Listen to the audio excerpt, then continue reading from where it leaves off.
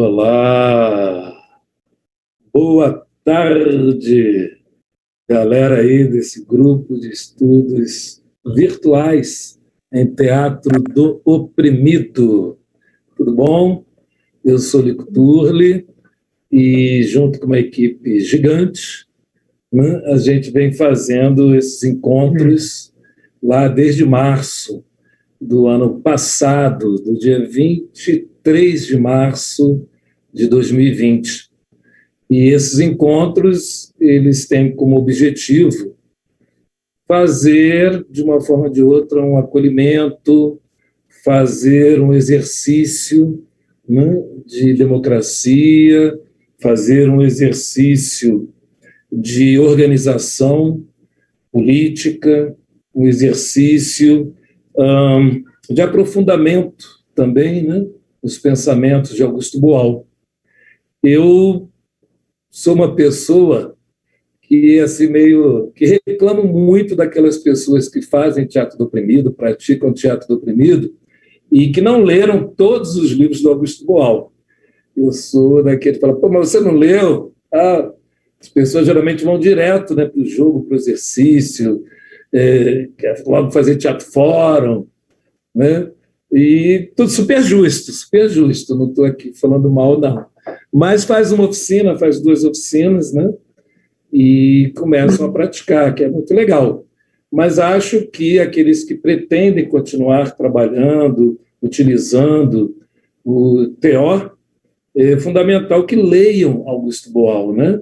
Que tenham a opinião dele também, porque nem sempre nós, coringas, nós multiplicadores, falamos ou sabemos, né, tudo. E acho que se o Boal escreveu, se o Boal organizou, né, o sistema do teatro do oprimido, vale muito a pena a gente ler Augusto Boal. Então, a gente leu o primeiro livro, Teatro do Oprimido e Outras Práticas Políticas, leu depois o Arco-Íris do Desejo, depois leu A Estética do Oprimido, que foi o último livro que ele publicou, foi pós-morte, mas foi o último livro que ele escreveu, né, em 2009, e a gente está trabalhando agora com teatro legislativo. A gente ia entrar com livros, jogos e exercícios, mas a gente percebeu a urgência, né, do momento político, do mundo, do Brasil, e o teatro legislativo ele é um resumão, digamos assim, que o próprio Augusto Boal faz sobre o TO. A gente contou no primeiro encontro com a Claudete, Félix, a coringa mais longeva, né, que ficou trabalhando no CTO 31 anos, se eu não me engano, né, direto. Depois a gente teve a Nádia, que mostrou tudo da campanha do TO, depois Ellen Sarapec, depois nós tivemos a Paula Altran, né, que não trabalhou conosco no Teatro Legislativo, mas discutiu aqui, mostrou um pouco do pensamento do Boal sobre a dramaturgia de Augusto Boal desde o Arena. E é interessante que ela mesma, né, aqui conosco, ela fez o mestrado, fez o doutorado sobre a dramaturgia do Boal, e ela falou, mas eu não tinha lido o Teatro Legislativo, olha só, e aqui ele faz um resumo que teria me ajudado muito em tudo que eu escrevi sobre o pensamento dele. Ele faz um resumo da dramaturgia muito mais rápido, mais fácil, direto, em poucas laudas. E eu fiquei estudando tantos anos para tentar montar o pensamento dele. E depois também tivemos o Luiz, né? Luiz Augusto Vaz, na verdade, a gente inverteu. O Luiz fez, antes da Paula, a interpretação, né? E hoje a gente tem aí o companheiro Cachalote Matos, o cara da imagem, o cara da cenografia do Teatro do Oprimido.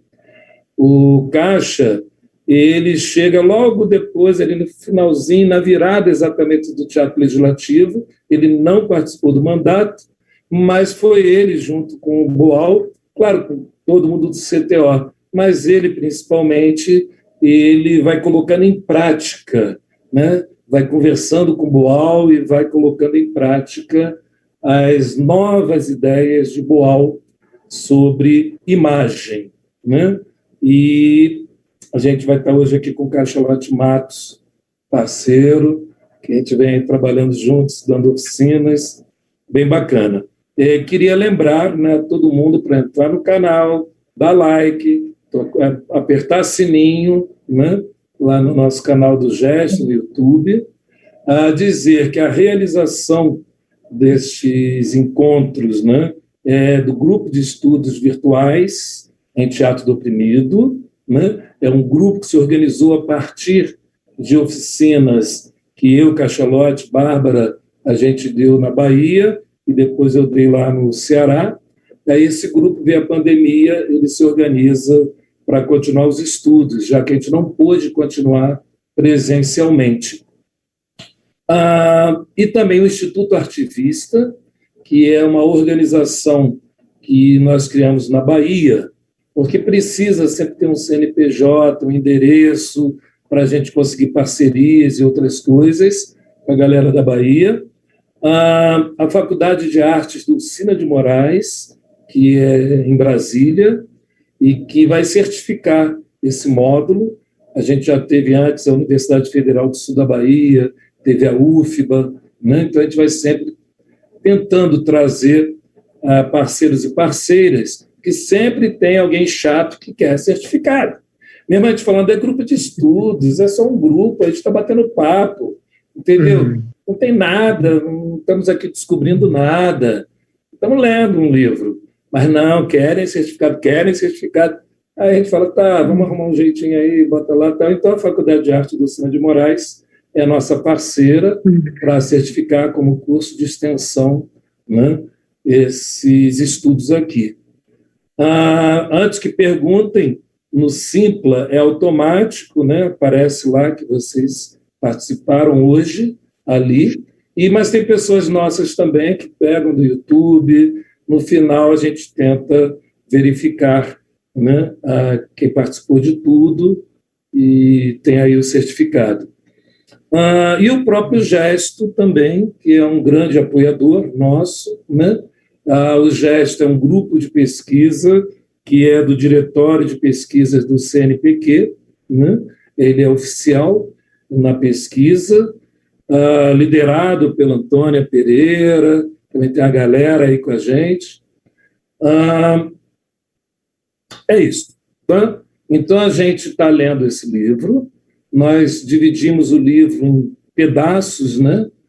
Que a gente entendeu que dava para dividir, e a gente está no O Espetáculo, no momento, já fizemos, então, a interpretação, a dramaturgia, e hoje estamos entrando na imagem.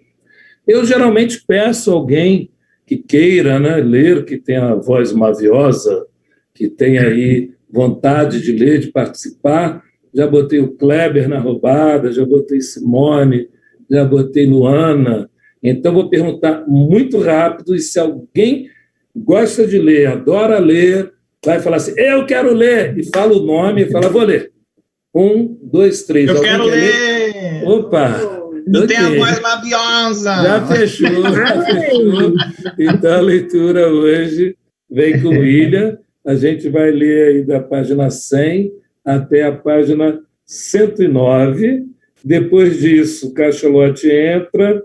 Ele trouxe também para a gente hoje aqui uma coisa fundamental, né?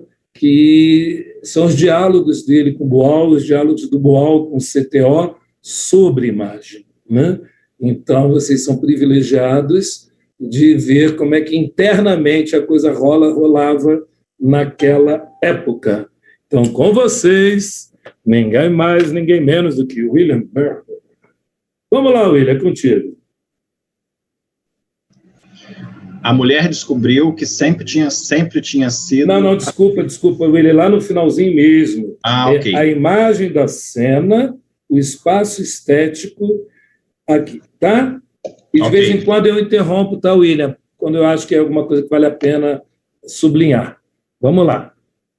A imagem da cena, o espaço estético, é a área onde se desenvolve... Oi? Tem as partes a ação dramática, e onde se trava o fórum, intervenções dos espectadores.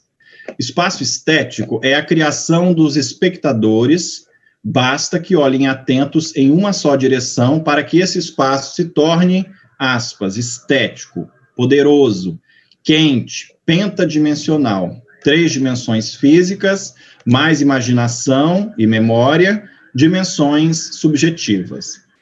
Aí, todas as ações ganham novas propriedades, dicotomização, plasticidade e telemicroscopicidade.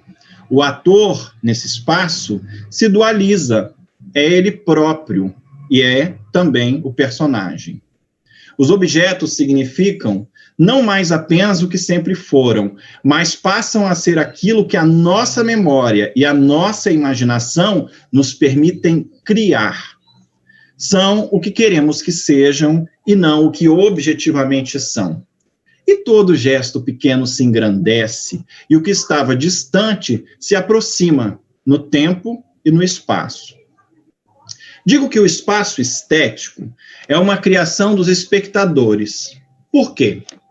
Os seres humanos se relacionam com um mundo em permanência, de forma binária, permanecendo o mundo e respondendo aos estímulos que recebe.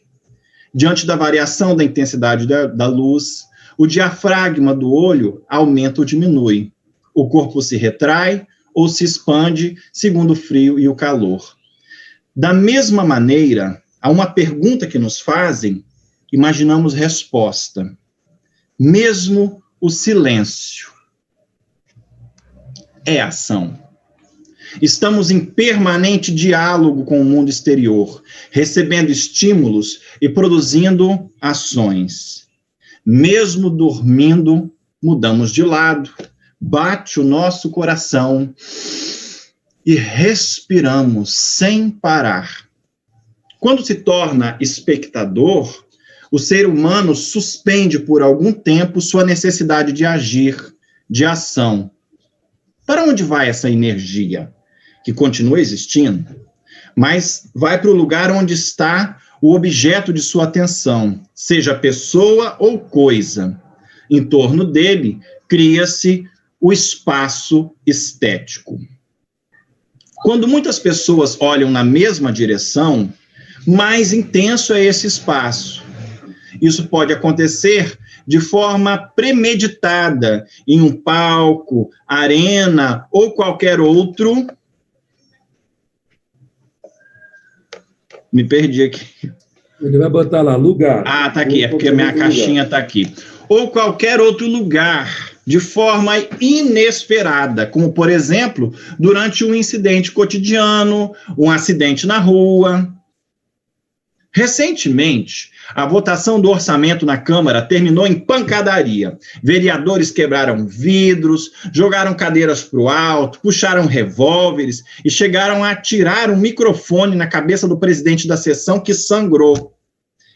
Eu expliquei que o agressor tinha entendido mal a passagem de McLuhan, segundo o qual o meio é a mensagem, mas acho que ele não entendeu.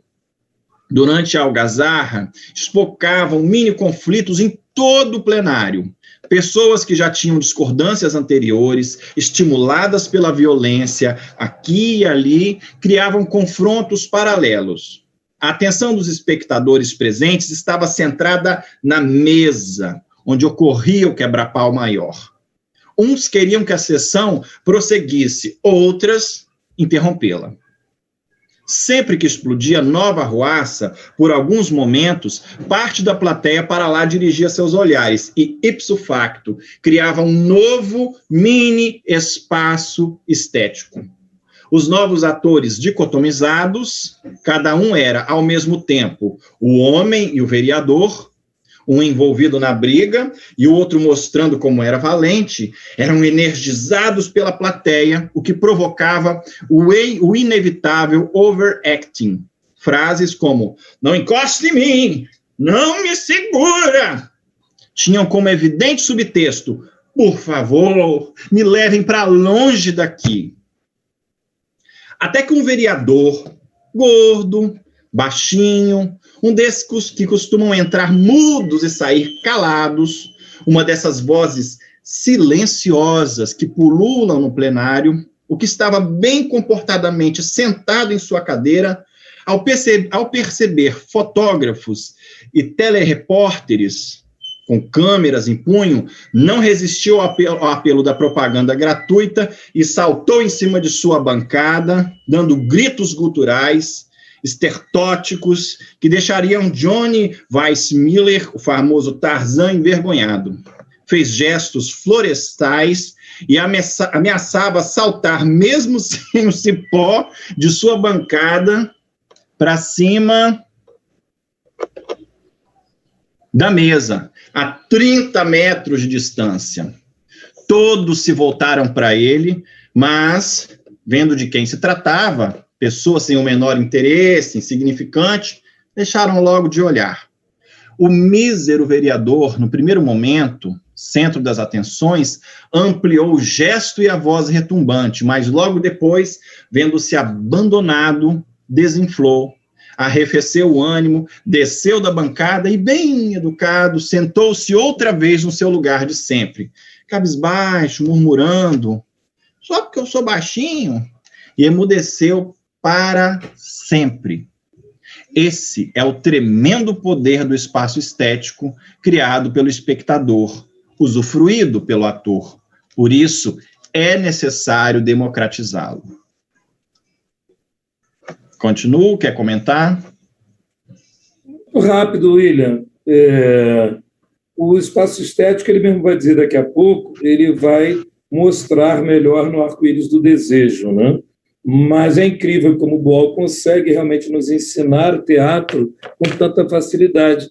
Eu aprendi isto com ele, e não tinha essa noção de que o fenômeno teatral só ocorre realmente quando o espectador cria esse espaço, cria um teatro, né? Sem o espectador, não há teatro. Continua, por favor. Um dos aspectos mais importantes do espetáculo Fórum é a imagem da cena. E digo imagem, entre aspas, de propósito, e não apenas cenografia, entre aspas. Ou pior ainda, como dizem alguns franceses, décor. A palavra décor, diga-se de passagem, vem do teatro do Boulevard, onde a cena representava quase sempre a sala, o quarto, o boudoir, ou uma casa ou apartamento. Este, sim, decoram, daí decor. Imagem é uma globalidade, inclui coisas e participantes do evento, mesmo transeuntes. Na imagem deve se tornar nítido onde está o espaço estético, seus limites e seus contornos. Nos teatros, ele é destacado pela cor com que se pinta a plateia, muros e corredores, pelas cadeiras, poltronas. Na rua, ao ar livre, deve-se pensar nos ônibus que passam, cachorros que se espantam e ladram, deve-se pensar no inevitável bêbado que comenta cada cena ou frase, aplaudindo sempre, principalmente fora de hora, etc. Assim, a primeira providência que se deve tomar é a de demarcar com nitidez onde é o espaço estético, que existe sem ser demarcado, mas que se reforça demarcando. O espaço estético tem propriedades especiais, além de dicotomizante, plástico e telemicroscópico, como explico no meu livro O Arco-Íris do Desejo, é mágico. Especialmente nas comunidades pobres, é encantatório. E ao ser mostrado com precisão, passa a significar uma região inacessível, que vai ser depois, no fórum, invadida. Essa invasão é importante símbolo de transgressão. Sabemos que a transgressão é necessária para que a opressão termine. Se o oprimido aceita regras, hábitos, costumes, tradição, tudo que é, tal como é, só porque assim é ou tem sido, jamais se livrará da sua opressão. Um dos argumentos contra a reforma agrária consiste nos direitos adquiridos, como se todos os direitos adquiridos fossem legítimos. Os proprietários de escravos tinham pago por eles, tinham, assim, direitos adquiridos. Se fôssemos respeitá-los como legítimos, até hoje teríamos escravidão. Por isso, quando o primeiro especte-ator entra em cena, transgride como um fiel que tomasse o lugar do padre no altar e celebrasse a missa ele mesmo. E como o especte-ator é um indivíduo saído da plateia, ele não faz essa transgressão em lugar dos demais espectadores, mas em seu nome.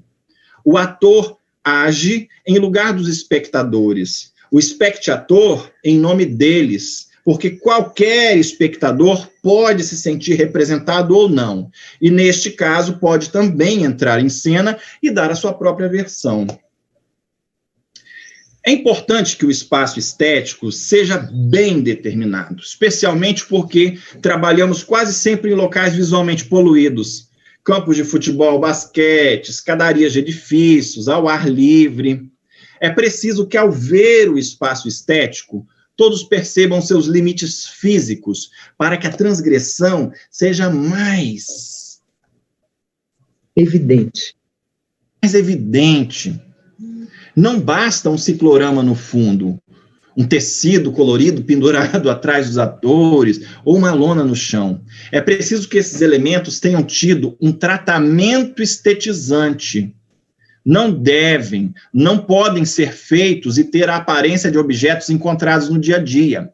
Embora feitos com esses objetos, devem ser tratados esteticamente para que eles diferenciem. O tecido deve ser tratado de forma a não parecer com o tecido comprado na loja. Esse tratamento pode se referir ao número, à forma e à cor. Devemos elaborar uma cenografia coringa. Estamos trabalhando com comunidades pobres. Exposição. Portanto, não tem sentido fazer espetáculos caros. Todo o material da cena deve ser feito a partir de objetos reutilizados, coisas jogadas fora ou coisas baratas, mas com criatividade.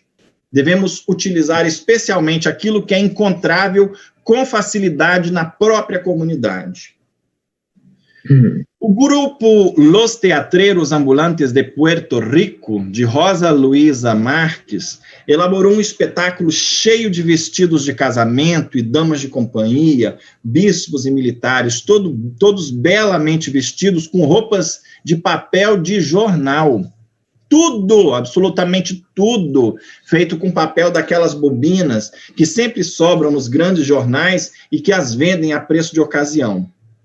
Durante o evento Terra e Democracia, fizemos um laboratório de cenografia que utilizava garrafas de plástico para se fazer grandes copos de vinho de pezinho fino, seringas de injeção mais avantajadas que o normal e material cirúrgico, metralhadoras, etc. No grupo dos moradores da favela Chapéu Mangueira, todas as perucas foram fabricadas com pedaços de lata de cerveja e toda a cenografia da peça, cujo tema era exatamente o lixo e a sujeira, era feita literalmente de lixo. Lixo limpo, é claro, e a sujeira era feita, e o lixo, é claro, higiênico, mas ainda assim lixo. Fizemos um espetáculo durante as eleições com Benedita da Silva, candidata a senadora, e Conceição Tavares, a deputada, ambas foram eleitas, e em que as duas dialogavam e cantavam músicas uma para a outra, em forma também dialogal. No fim do espetáculo, entrava uma escola de samba, os figurinos de todos os participantes eram feitos de papel de jornal pintados com spray de lata. O grupo alemão Specht Act Tulum fez uma peça na qual eram necessários 4 telefones. Todos foram fabricados com papier-mâché, a partir de jornais velhos.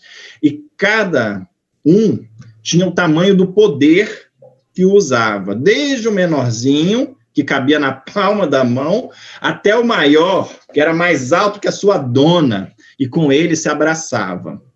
Muitas vezes, bastava jogar tinta colorida em cima dos objetos para que eles se tornassem uma cenografia coringa, isto é, cenografia que revela a origem do objeto e, ao mesmo tempo, a sua presente utilidade ou a sua significação, ou água rasa nos tecidos.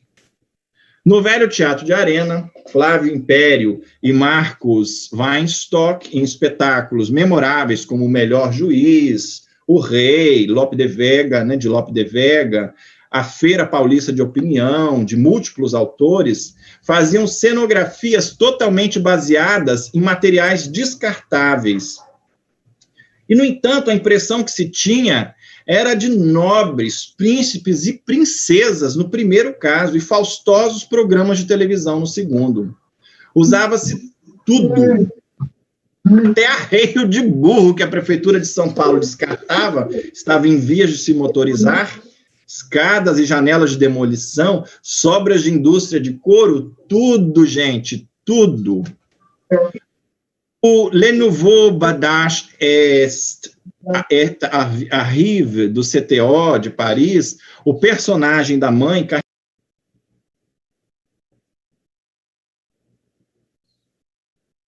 William, se mutou. Me mutei, alguém me mutou, me mutei. Alguém quer fazer um comentário? Será que isso é um ato falho? Não, mas já que deu essa rápida paradinha, só comentar que ele aqui, só para lembrar vocês, está falando de cada grupo do Teatro Legislativo, cada grupo que a gente dinamizou. Terra e Democracia foi um evento do Betinho, que faleceu, que a gente também participou de 2, eram gigantescos, e ele, inclusive, aqui agora vai citar o CTO de Paris, como é que eles trabalhavam com a imagem. Très chic. Le Nouveau Badage est arrivé do CTO de Paris, o personagem da mãe carregava uma cruz feita de vassouras, latas, panelas. A cama do filho era um caixão de defunto, e o pai fazia sua contabilidade doméstica em cima de 6 ou 7 máquinas registradoras antigas. A função da cenografia coringa é também a de permitir aos espectadores ver e não apenas olhar. Se olhamos em cena um telefone, não vemos o telefone, mas se pudermos ver o objeto, maior ou menor, de cor ou textura diferente da do verdadeiro telefone, representando o telefone ausente, nesse caso, veremos o telefone ausente. Aquilo que está, como está, que é na cena como na vida, não é visto, só vemos ausências. A cenografia coringa deve remeter o espectador a uma realidade que não está ali presente, senão simbolicamente. Estamos a anos-luz da cenografia de Antoine, o mestre do hiperrealismo francês, que quando a peça se passava em um açougue, comprava todos os dias carne fresca. Eu acho que pode ler até a página 109, porque acho que tem uma relação da encenação com a imagem que é interessante. Alguém mais quer ler para não monopolizar? Eu estou gostando de você. Da sua teatralidade. Vamos lá. Eu estou gostando dele lendo, está muito legal. William, continue. Foi eleito. Olha, já ganhei meu pão hoje. Vamos lá. A encenação, mise-en-scène, é uma parte importante da imagem, Falando aqui do capítulo A Encenação. Muitas vezes os grupos têm a tendência de fazer com que os personagens entrem em cena, digam bom dia, boa noite, isto é, o lixo da dramaturgia, palavras que não servem para nada, e em seguida sentem-se à mesa e comecem a conversaria. Por mais interessante que seja o diálogo, a imagem de 3 ou 4 pessoas sentadas em volta de uma mesa, leve-se em conta que imagem é linguagem. Certamente não está dizendo nada de mais inteligente ou interessante, e corre o risco de monotonizar o espetáculo e desvalorizar o diálogo, ao não enfatizá-lo, ao não sublinhá-lo, ao não pontuá-lo. Como resolver o problema? Pode acontecer que o próprio ritual da ação, que é mostrada na cena, seja teatral e rica. Nesse caso, basta reproduzi-lo, tentando reforçá-lo. Cenas de trabalho, por exemplo, estão neste caso. Os casamentos e batizados, inaugurações solenes, confrontos sociais, fábulas, etc. Mas pode acontecer o contrário. O ritual pode ser estático, isso. Pouco expressivo. Pode-se, então, recorrer a técnicas de ensaio que lidam com a imagem, especialmente o Rashomon. Como é? Cada ator faz uma escultura com os demais atores, ele mesmo e os objetos, escultura subjetiva que mostra não como as coisas são, mas como o personagem as sente. Cada ator fará sua própria escultura subjetiva, única, individual, e a cena será representada tantas vezes quanto os atores hajam. O diretor terá, assim, um repertório de imagens onde escolher as que mais convenham. Outra maneira de se chegar a uma imagem da cena, rica e estimulante, foi usada também pelos espectadores do Specte Act Tullum. O tema da peça era a burocracia e o espetáculo foi criado totalmente a partir de imagens feitas pelos próprios integrantes sobre o tema burocracia. Cada um fazia uma imagem, a imagem subjetiva de como sentia a burocracia. A imagem final era uma síntese de todas essas imagens. Síntese não realista, em que os gestos mecanizados desumanizam os personagens e em que a inutilidade de tarefas era revelada pelo absurdo.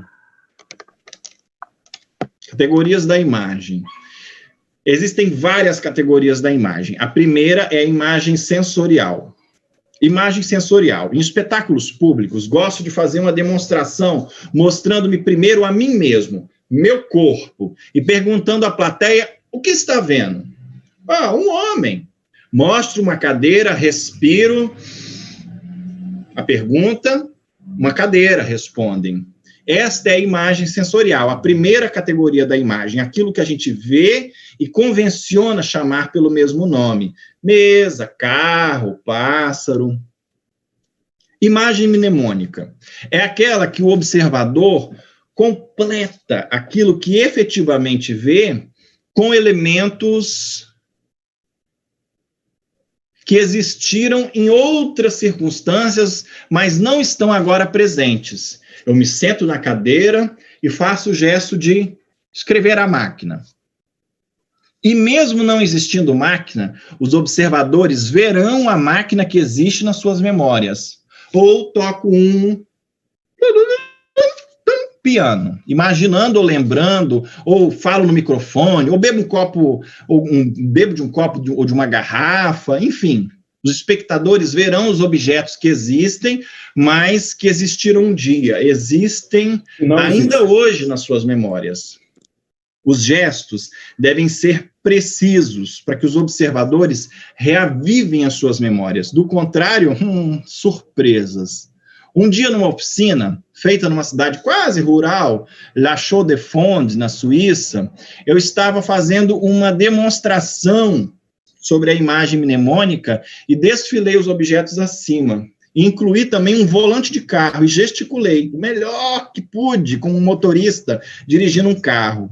Mas como nunca aprendi a dirigir, meus gestos de motorista devem ter sido feitos de forma tão imprecisa que quando perguntei, o que é que vocês estão vendo? Todos responderam, um homem ordenhando uma vaca. Imagem, gente, boa é fogo, né?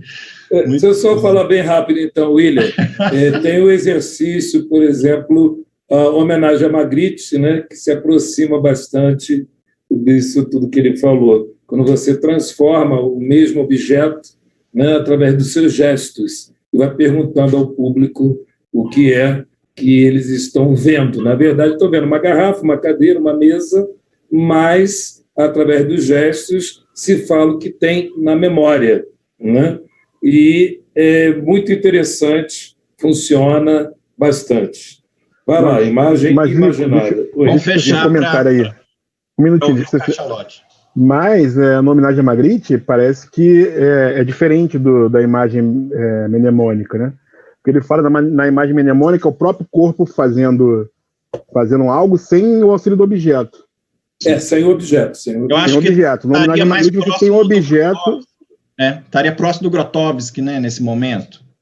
Faça real, né? Aquela coisa do sem o objeto. Sim, também. É uma mistura. O homenagem a Magritte já é uma mistura da imagem sensorial junto com a imagem mnemônica. Com a mnemônica. Ok, vamos lá? Imagem imaginada. Você estava falando, a gente falou junto. Imagem imaginada. Essa é uma outra categoria da imagem, a não ser quando os gestos são inadequados, imperfeitos ou mal feitos. Os observadores serão sempre capazes de completar com a memória a imagem sensorial objetiva que tem realmente diante deles.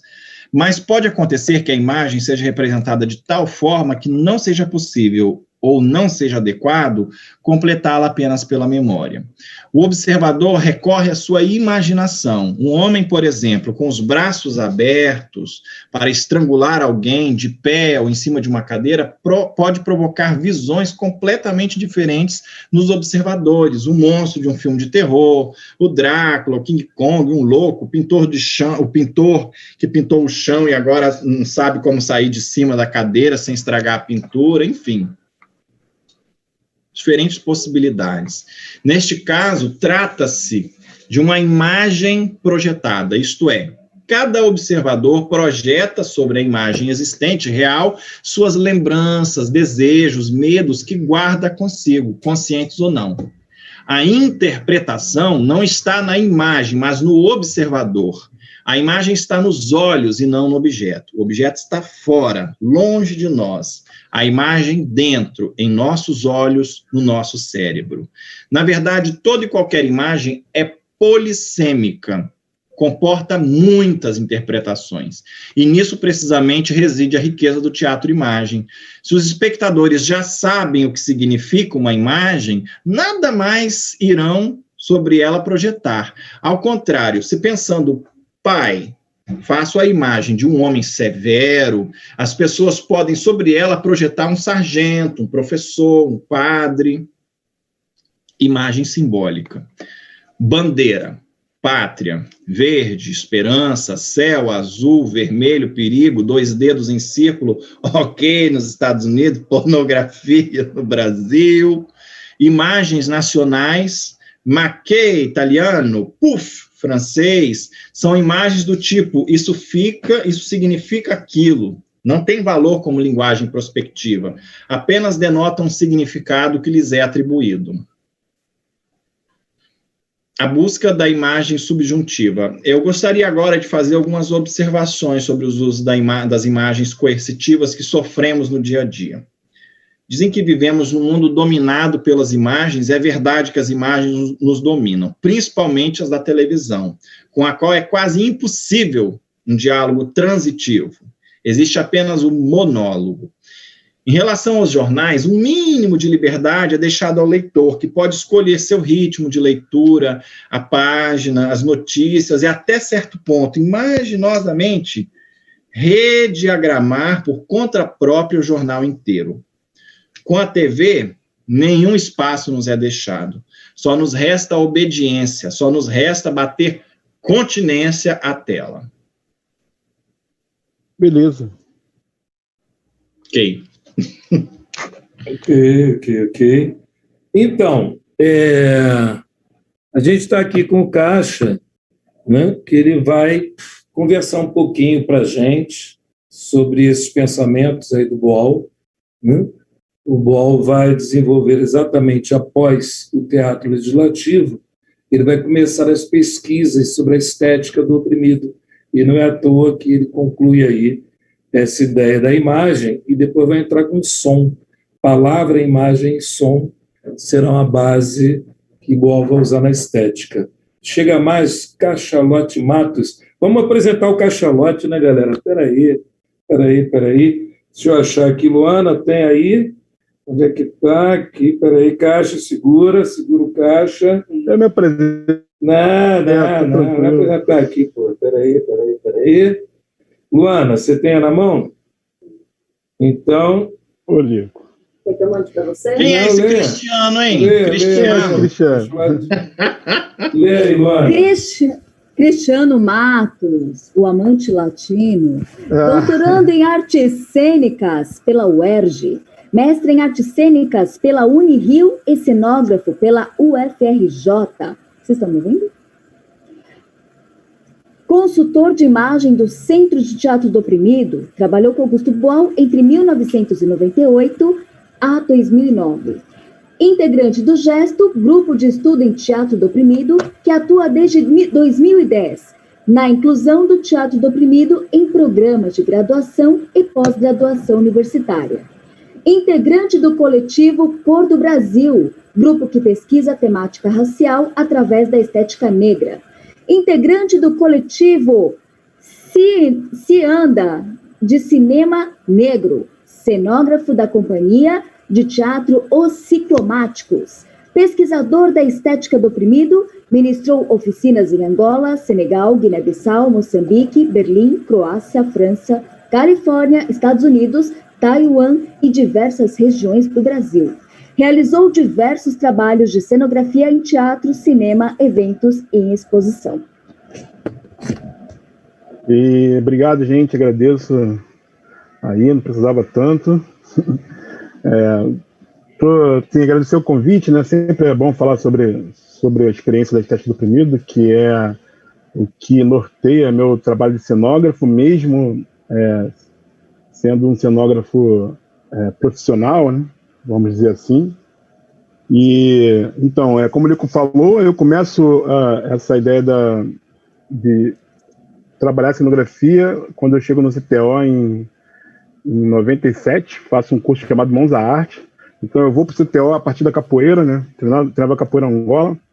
Meu mestre foi dar oficina lá no Centro de Teatro do Oprimido. E a partir daí o Centro de Teatro do Oprimido estava promovendo um curso de capacitação para jovens chamado Mãos à Arte.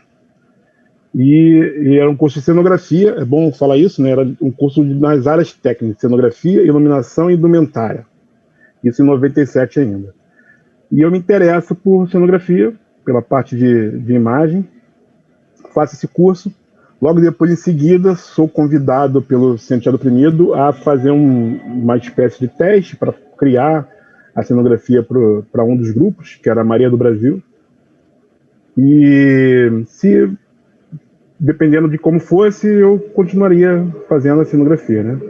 Então, o que é importante ressaltar que até então ainda tinha essa ideia de cenografia dentro do Teatro do Oprimido.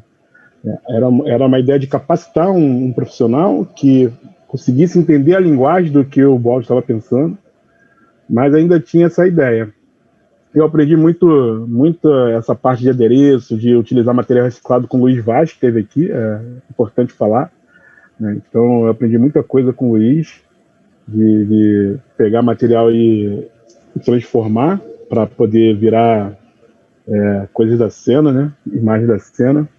E só a partir de 2000 é que efetivamente o Boal e todo o Centro de Teatro do Oprimido começa mais intensamente essa pesquisa da estética do oprimido, né?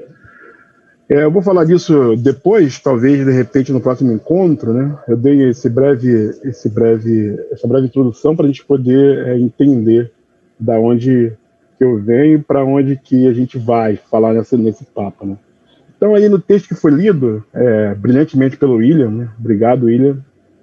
Dá para a gente entender algumas questões assim do que é o pensamento do Boal em relação à cenografia, né? Primeiro, assim, ele não chama de cenografia, ele chama de imagem da cena. Então, por que será que Boal chama de imagem da cena e não de cenografia, né? Porque ele compreende que a cenografia não dá conta do que ele pensa para o Teatro do Oprimido. Para ele, chamar de imagem da cena é muito mais amplo e mais potente do que chamar de cenografia. Porque o Boal entende o espaço, né, como ele fala, esse espaço que não está só no espaço cênico, mas também está no espaço estético. Está quando o corpo do ator entra em cena e, em cima do corpo do ator, você projeta a memória e imaginação de quem está olhando. Então, o Boal não chega a falar, né, em nenhum momento nesse texto, sobre espaço cênico. Ele fala sobre espaço estético o tempo todo. Mas depois eu vou mostrar aqui alguns e-mails trocados que ele já começa a falar, dividir isso. O que é espaço cênico e o que é espaço estético. O que é espaço dramático, o que é espaço para o drama. Ele começa a pensar sobre essas questões, né? Então, ele nesse texto que foi lido, ele fala sobre algumas coisas. Assim, espaço estético é igual à projeção do espectador. Isso é uma coisa importante, né? Então, o espectador projeta, a partir da memória e imaginação, o que ele está vendo no ator, que está com seu espaço cênico. Então, o espaço cênico não está no lugar, está no ator a partir da projeção do espectador, ou do espectador. Isso é uma coisa para a gente pensar um pouco sobre isso e guardar, né? E aí ele fala assim, é preciso que esse espaço estético esteja potentemente delimitado, potentemente pensado, para que você não perca, porque ele fala assim, o espaço estético é fluido. Como ele está na memória e imaginação, ele pode vagar de um lugar para o outro rapidamente. Então, quanto mais você cria um espaço que ele possa ficar concentrado, né, que seria já essa ideia de espaço cênico, quando você cria o espaço cênico e coloca esse espaço estético que está no ator, a partir da projeção do espectador, você concentra essa visão. E como o teatro oprimido muitas das vezes trabalha na rua, em espaço alternativo, isso é bastante importante pensar sobre, né? Então, qual é esse espaço que você vai criar para que receba esse espaço estético, para que receba essa imagem da cena, para que receba esse corpo do ator? Então, ele começa a devagar bastante sobre isso. Então, ele fala em delimitar esse espaço estético, que mais tarde ele vai batizar como espaço cênico, ou espaço para o drama.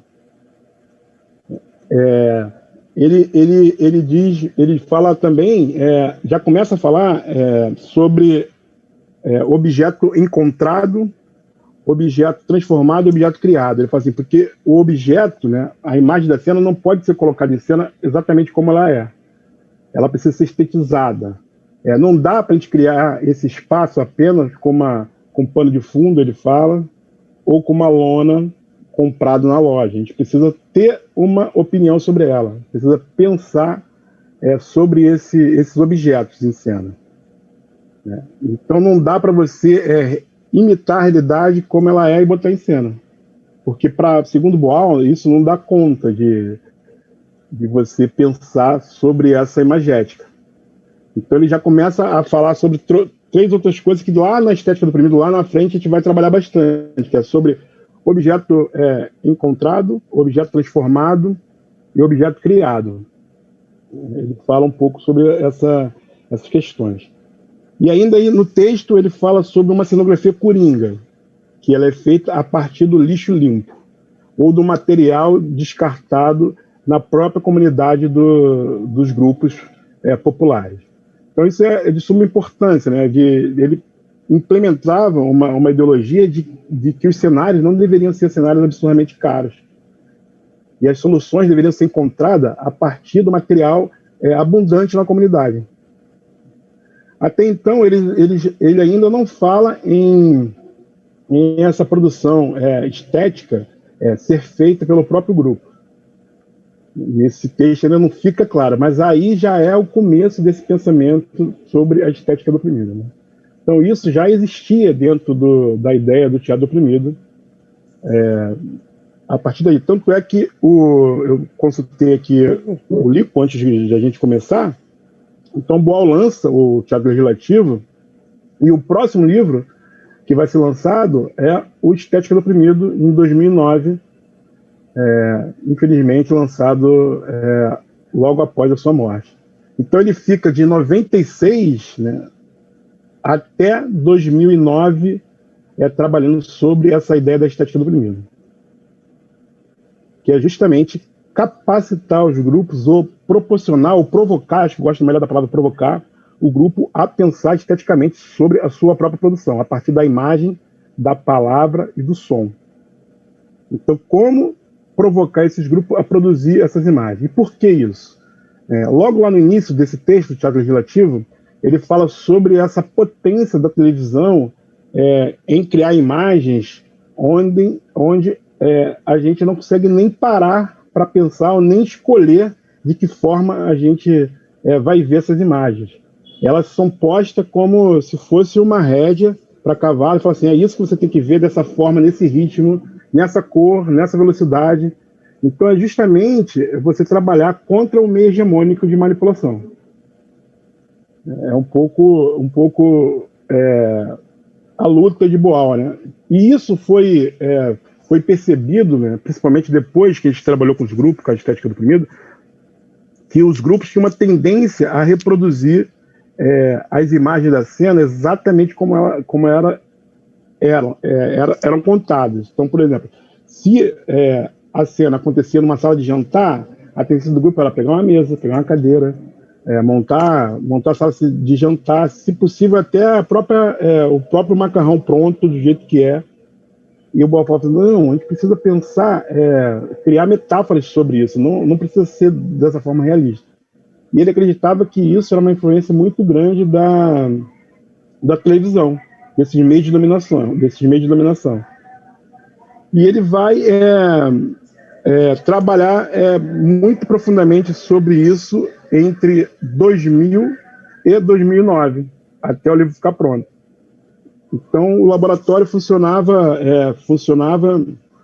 de uma forma muito, muito de troca. Então, existiam laboratórios, né? A gente fazia laboratório com eles, preparava os jogos e exercícios, aplicava nos grupos, depois isso voltava para ele em forma de relatório, de e-mail, ele falava sobre, voltava para a gente reaplicava, e assim vai. Então foram 9 anos de pesquisa sobre isso, né?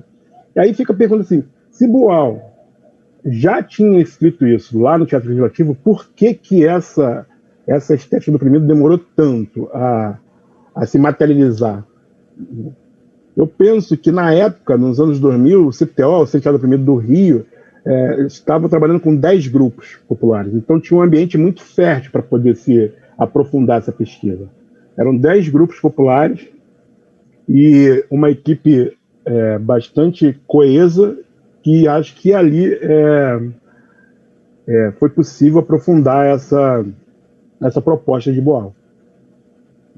Eu penso um pouco sobre isso. Porque se a gente pegar os jogos de exercício, essa ideia da estética do oprimido já está nos jogos de exercício de Boal.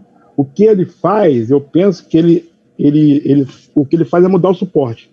Então, você, com os jogos de exercício, você sente no seu corpo. Então, se é possível você sentir o amor no seu corpo, se é possível você sentir o medo no seu corpo, como é que você transforma isso em outro material, em outro suporte? Usando uma linguagem de desenho, né? Usando uma linguagem de comunicação visual. Como é que você, se eu te dou papel, como é que você representa o amor? Se eu te dou tecido, como é que você pinta ele? Como é que você faz uma escultura sobre o amor? E aí, a partir daí, você cria a sua própria estética. Então, é um pouco isso que o Boal provoca com a estética do oprimido. E essa ideia de imagem só se completa com o corpo. Então, não adianta eu criar uma cenografia, e aí eu digo cenografia mesmo, que seja uma instalação sem o corpo humano. Não adianta quase nada. Quer falar alguma coisa, Lico? Não. Então, agora eu ia pedir para a gente projetar, acho que eu vou pedir ajuda do... Esqueci o nome dele. Como é que tá? Posso projetar a caixa? Qual dos dois? O texto. Tá. Então a gente vai ver alguns e-mails de Boal falando um pouco sobre isso. Alguém pode ler? Luana ou Berg? Não sei. Vai outra pessoa, a voz... Vamos lá, William. Pô, William, depois de você, tá difícil, hein? Não, que isso, gosto de mulheres. Vai Vai lá. lá, Luana, vai lá. Então, antes de começar rapidinho, Luana, então esse foi um e-mail trocado com a equipe que o Boal mandou, tentando explicar essa diferença de espaço estético e espaço cênico. Então, acho que, se não me engano, a Ellen estava com dúvida, ou parte da equipe estava com dúvida, e ele manda um e-mail explicando isso. Notem que ele não fala em espaço cênico nessa leitura que o William fez ainda. Aqui ele já toca nisso. Pode ir, Luana. Vamos imaginar a seguinte cena. Nós nos reunimos na sala do meio e fabricamos o que, comumente, se chama de cenário. Por exemplo, a sala de uma casa. Delimitamos a superfície com um tapete, lona ou simples fita colada no chão. Colocamos móveis ou outros objetos. Simulamos janelas, portas e tudo mais necessário para criarmos a ilusão da verdadeira sala. Observemos o cenário assim criado e constatamos que está bem. Tem as dimensões apropriadas, os objetos necessários, a largura da porta é suficiente, a janela parece uma janela normal e a imagem daquela sala construída se assemelha à imagem da verdadeira sala original. O cenário representa uma sala que, no entanto, não está ali presente. Na verdade, nenhuma sala está ali presente. O cenário não é a reprodução de uma realidade, mas sim a sua representação. O que está diante de nós é a representação da sala. No entanto, essa representação, este cenário, também existe em si mesmo, como outra realidade física que tem suas dimensões próprias, sua própria consistência, cor, traço, etc.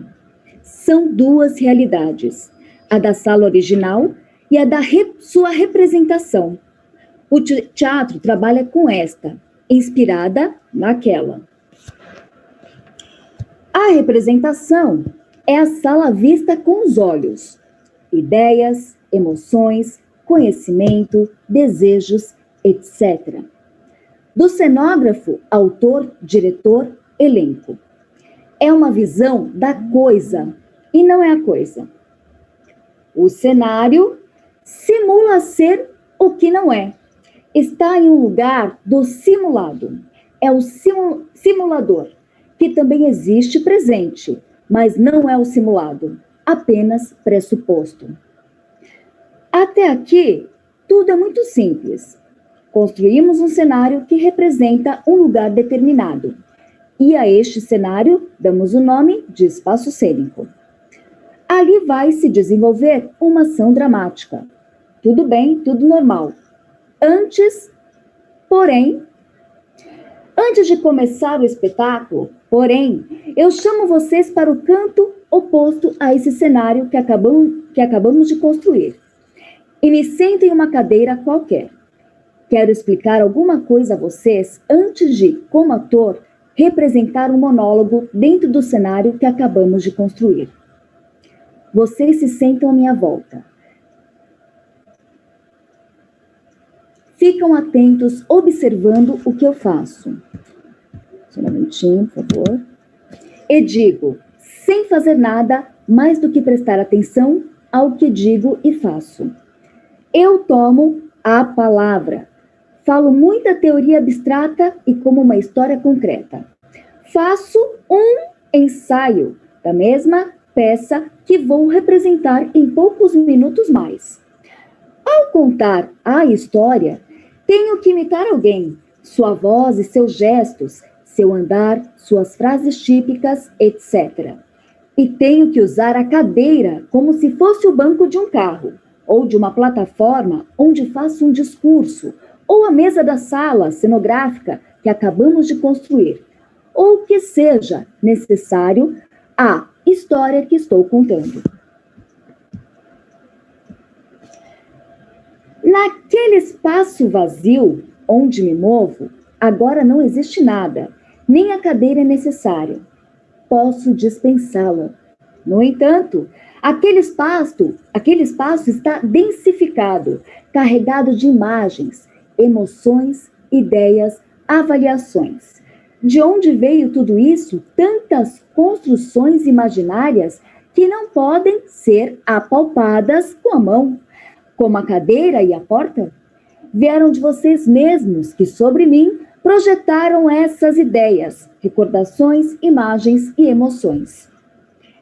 Toda essa carga subjetiva existe em vocês, provocadas por mim, é certo, mas totalmente ausentes do espaço físico onde me encontro. Este apenas estimula a vossa criação. Foi a atenção de vocês que criou esse espaço mágico que suporta e convida as projeções que vocês fazem ao me verem em ação. Esse espaço vazio, que é paradoxalmente denso, carregado, dicotômico, plástico, telemicroscópico, e é um produto do observador e não do observado, do espectador e não do ator. A este espaço eu nomeio de espaço estético. Não depende de nada físico além da minha existência e mesmo sem ela, se a minha ausência estiver presente. Não depende de nenhuma coisa, apenas da capacidade de atenção, da criatividade e da intensidade de concentração dos espectadores. Em seguida, pensemos.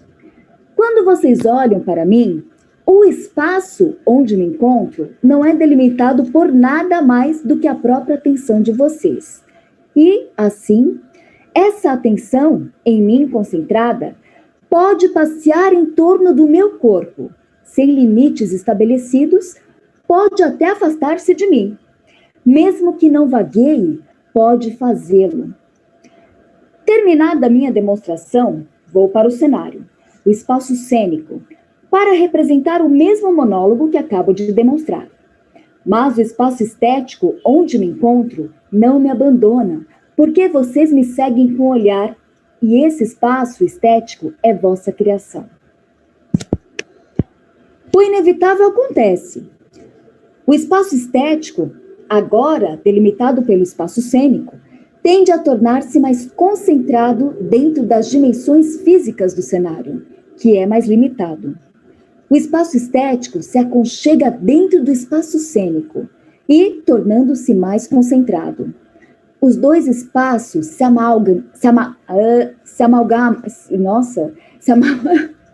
Desculpa, gente, se amalgamam. Amalgamam, né? Não se fundem, mas coexistem um dentro do outro. Mas um é um... Amalgamam. Desculpe. Coexistem um dentro do outro, mas é um tridimensional como todo espaço físico. E o outro é outro, pentadimensional, pois agrega memória e imaginação, causas da emoção e do entendimento. Acho que agora ficou bem claro. Mesmo assim, posso dizer as mesmas coisas de outra forma. Quando olho atento um objeto diante de mim e nele concentro exclusivamente toda a minha capacidade de observação sem que realize, ao mesmo tempo, nenhuma outra atividade que exija minha atenção. Em volta desse objeto, eu crio o que chamo de espaço estético. Aquele espaço que concentra em si mesmo propriedades subjetivas que me permitem projetar sobre ele minhas memórias e imaginações. Por isso, digo que é pentadimensional, porque agrega as dimensões físicas, estas outras duas que são de natureza subjetiva. Esse fenômeno, a criação do espaço cênico,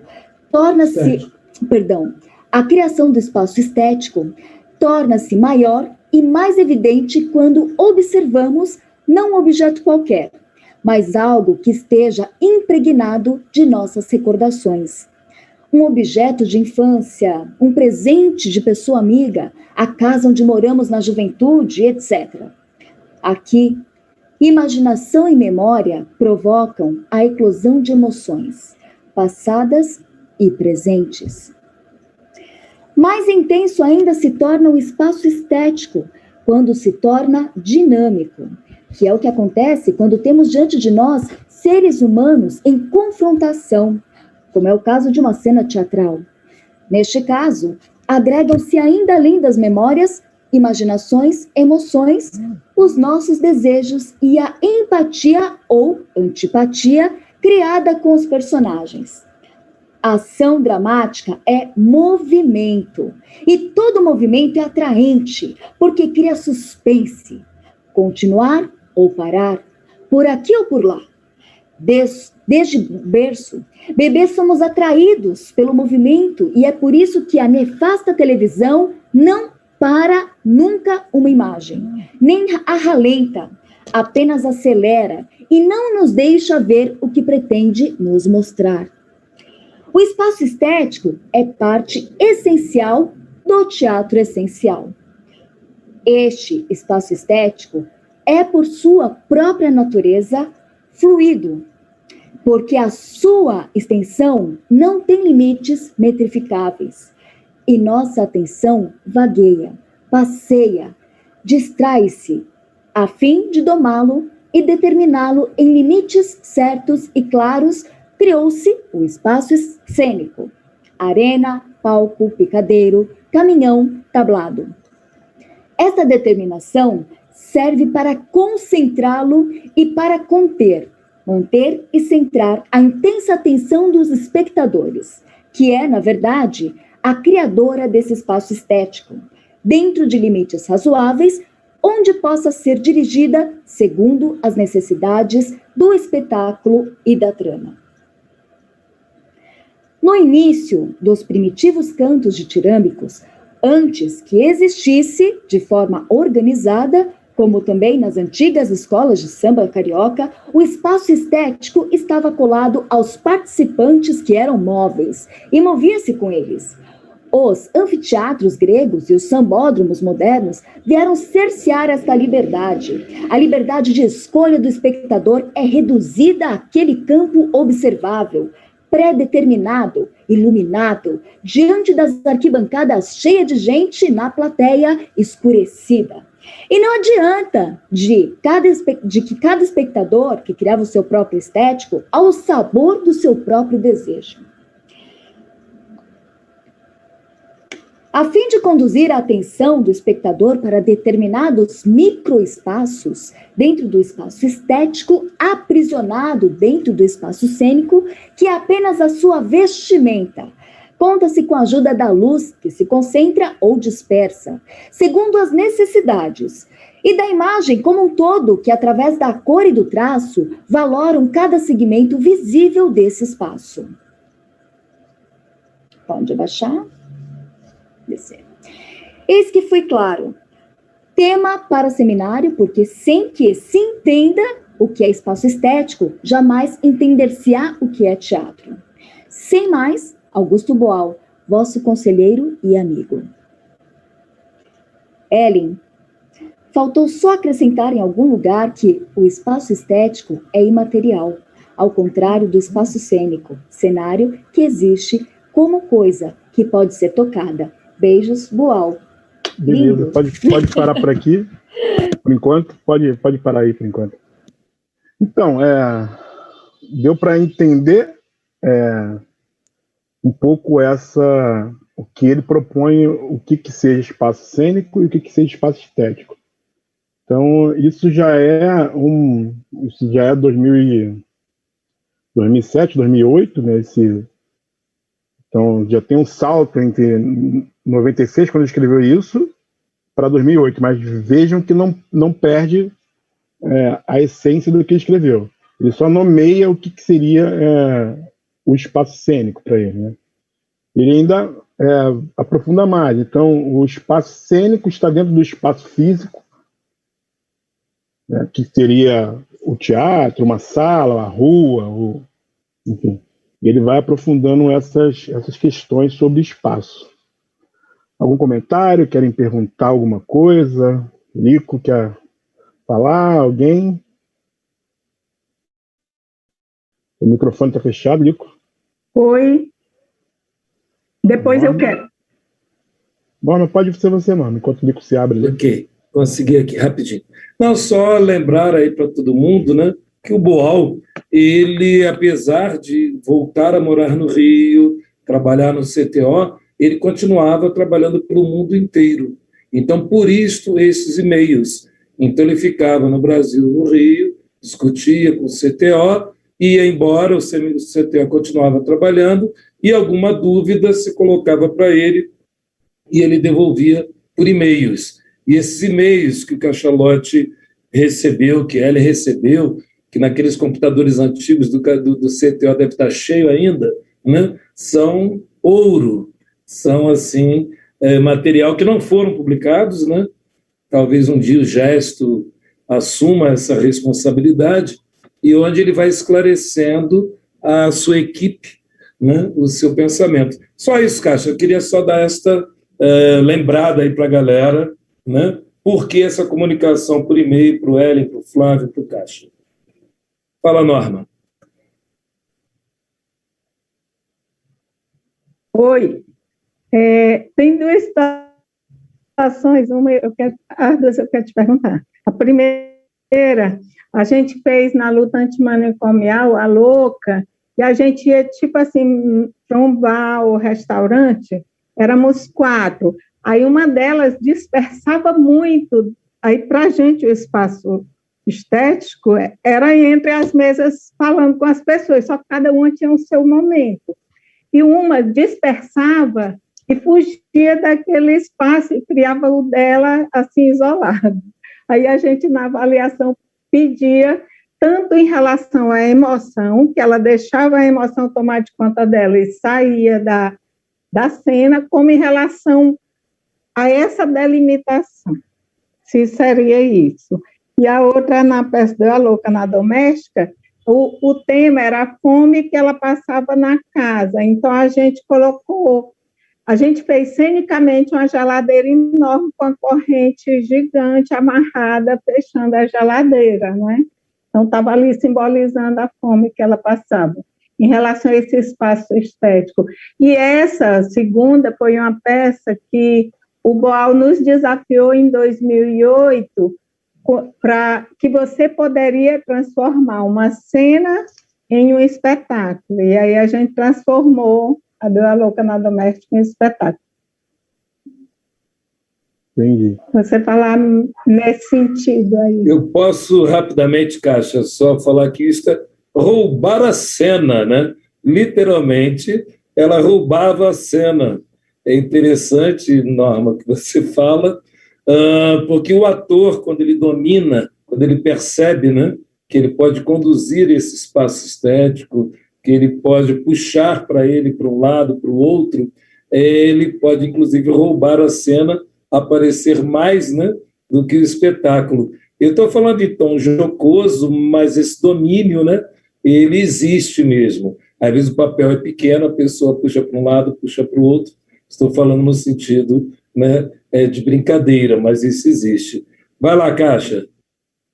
Não, é sobre isso que o Lico colocou, né? O espaço cênico eu acho que o Boal fala que está no espectador, mas não só.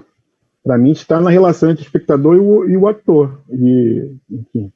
Ou não o ator, mas no acontecimento, talvez eu diga isso. Eu vou dizer isso porque uma vez eu estava fazendo um espetáculo do BR3, que é o do Teatro Vertigem aí de São Paulo. Eles fizeram o espetáculo aqui no Rio de Janeiro. Então eu fui um dos cenógrafos que ficou responsável por adaptar esse espetáculo aqui para o Rio de Janeiro. E aí a gente criou um espaço cênico que era dentro de um barco para 100 pessoas, que a cena acontecia dentro do barco. Então a plateia estava dentro do barco, com as cortinas fechadas, olhando a cena, iluminada, tudo ali para concentrar o espaço estético dos atores, né? Estava ali. De repente me pula um golfinho no meio do mar. Rapidamente todo mundo... Uau! E acabou o espaço estético do ator, por mais que a gente tinha trabalhado imensamente o espaço cênico para ele, para ficar concentrado, né? Porque estava no meio do mar e precisava olhar, o espetáculo ali, o golfinho, quando pulou, ele roubou o espaço cênico todo, porque todos os espectadores foram olhar o golfinho pulando no meio da água. E acho que tem a ver um pouco sobre isso, essa relação de alguma coisa essa atriz fez, enfim, que ela, ou talvez a movimentação dela, como o Boal falou, como ele é fluido, ela carregou toda a atenção dos espectadores para esse espaço estético dela. Acho que lembrou uma outra passagem, quando o Boal comentava que foram apresentar um espetáculo para os mineiros no Chile, né? As pessoas que trabalham nas minas, que usam aquele capacete que tem aqui uma lâmpada, né? Um farol, que eles vão trabalhando e o farol vai iluminando um lugar escuro, que são as cavernas, grutas, né?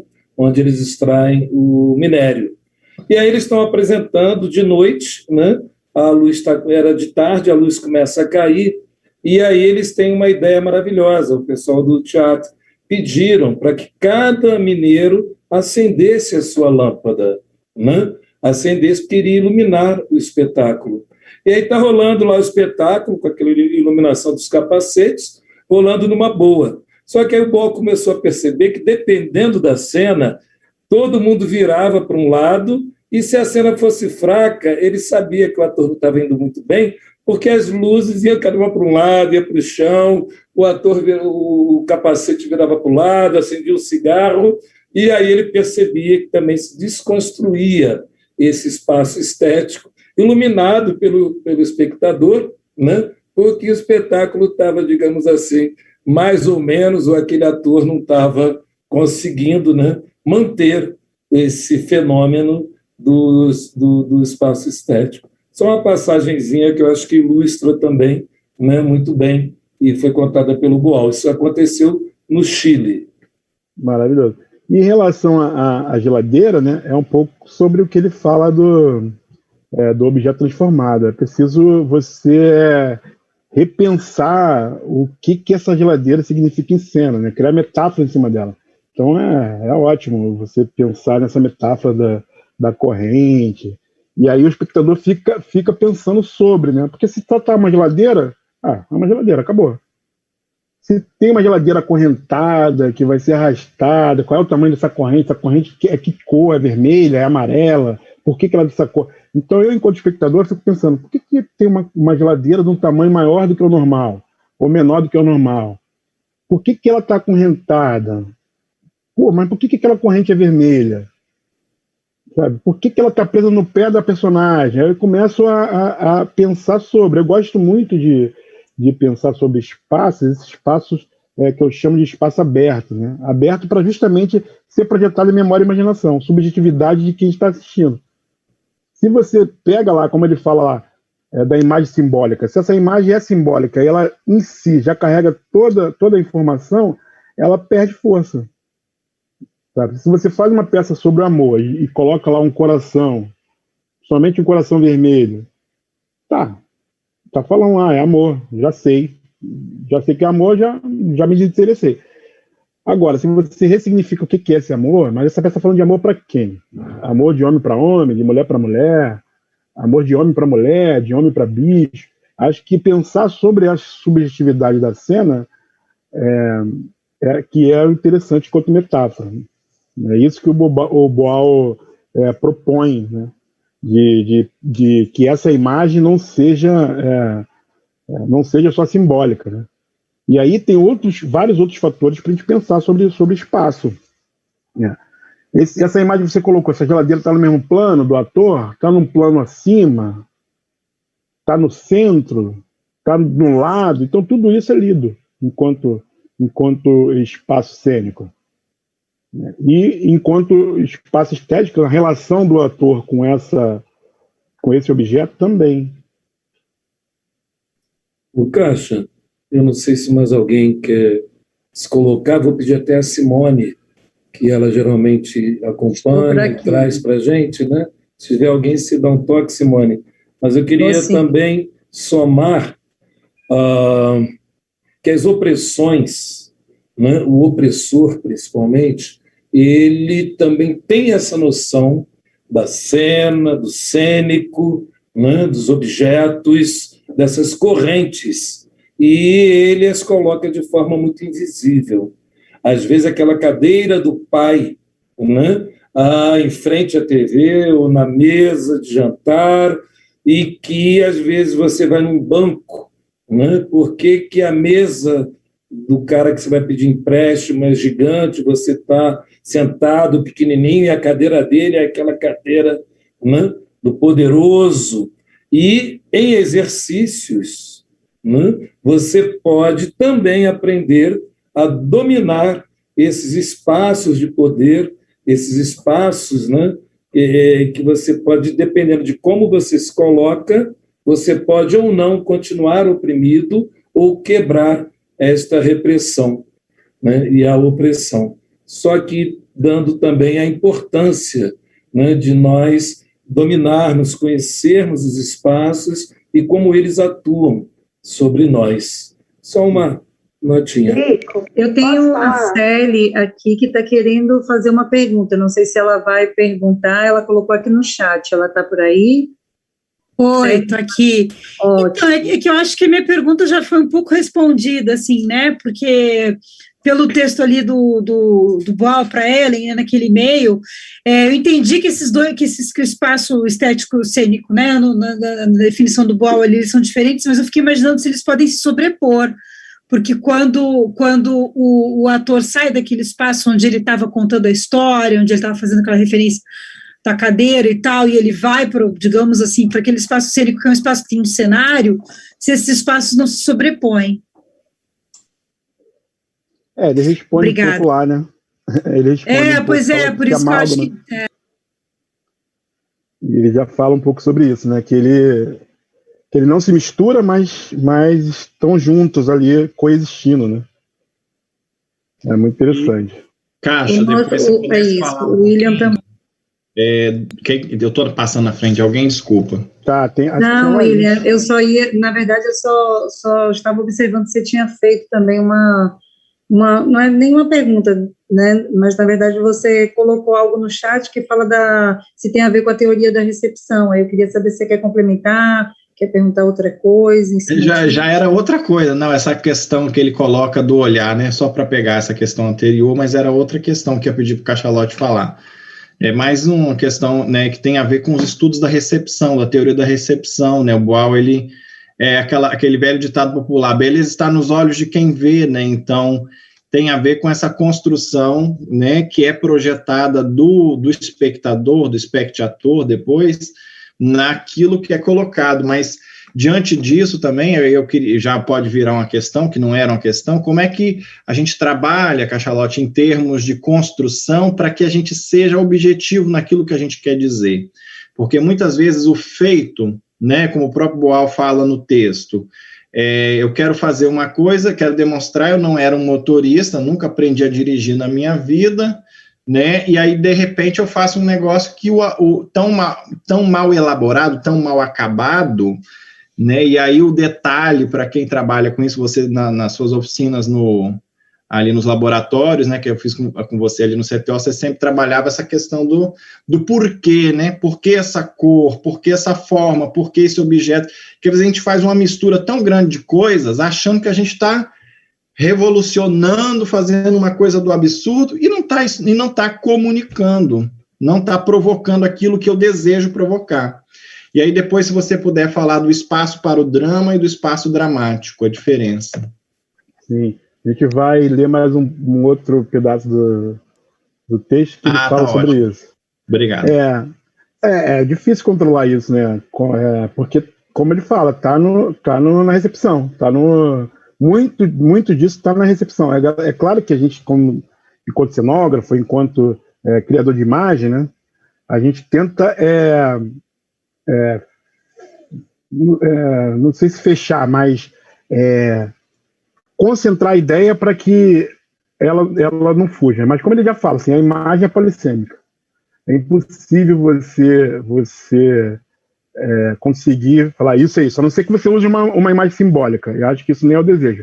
Agora, se essa interpretação tem uma variação entre algo parecido, eu acho que está valendo. Vou dar um exemplo. Eu fiz um cenário aqui para um espetáculo, que não era de teatro oprimido.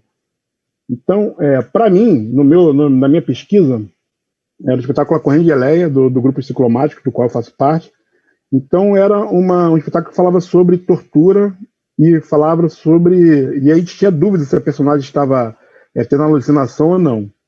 E aí eu pego uma pesquisa que, para mim, junguiana, sobre o cérebro, divisão meio freudiana também, divisão dos quadrantes, dos 4 quadrantes, em cima o sonho, e isso tudo ficava entre elásticos, em 2 círculos, né, na ideia de totalidade psíquica, isso para mim. Né? E em algum momento como essa grade era feita de elástico, as pessoas abriam e ela conseguia falar com a plateia, que para mim era o consciente. Olha que loucura da minha cabeça. Então as pessoas vinham, quando chegava, falavam assim, não, é aprisionamento, ela está em casa, ela não falava exatamente o que eu pensei, mas falava algo em torno do que eu pensei, que poderia valer, né, nesse sentido. Até que um dia foi uma psicóloga que falou assim, puxa, eu vi isso, os 4 quadrantes, não sei o quê, e ela falou exatamente do que eu tinha pensado. Então, assim, se você tenta criar uma imagem que dê conta do que você está pensando, a gente tenta ir para esse caminho, mas é quase impossível você controlar isso, porque também tem muito a ver da recepção. Acho que a Laís queria fazer, né? A Laís Souza, Queiroz, queria fazer uma pergunta também. Oi, boa tarde, tudo bem? Estou aí, sou de Maceió. E, assim, ouvindo esse texto, né, que foi lido do Boal, do e-mail, e também um pouco sobre o seu trabalho, eu penso que essa imagem que é projetada pelo espectador, ela tem várias relações com esses signos que são construídos a partir desse espaço estético. E aí eu pensei na questão da semiótica, né? Tem um jogo que eu costumo aplicar, que se chama o jogo das relíquias, né? Que é exatamente isso que o Boal falou, aquele elemento antigo, que você tem uma memória, seja uma memória da sua família, do seu trabalho, da sua infância, e que você possa construir uma história a partir daquele objeto, né? E aí, dentro da cena, eu gostaria de saber se você vê alguma relação entre o trabalho do Augusto Boal e do Bispo do Rosário. Sim, o Boal... Bom, eu nos slides que eu coloco, eu até coloco o Bispo do Rosário, né? O Boal falava diretamente sobre isso, sobre não só do Bispo, mas também do Vicky Muniz, de trabalhar com, mas mais no sentido de trabalhar com esse material reciclado, né? Mais nesse lugar, né?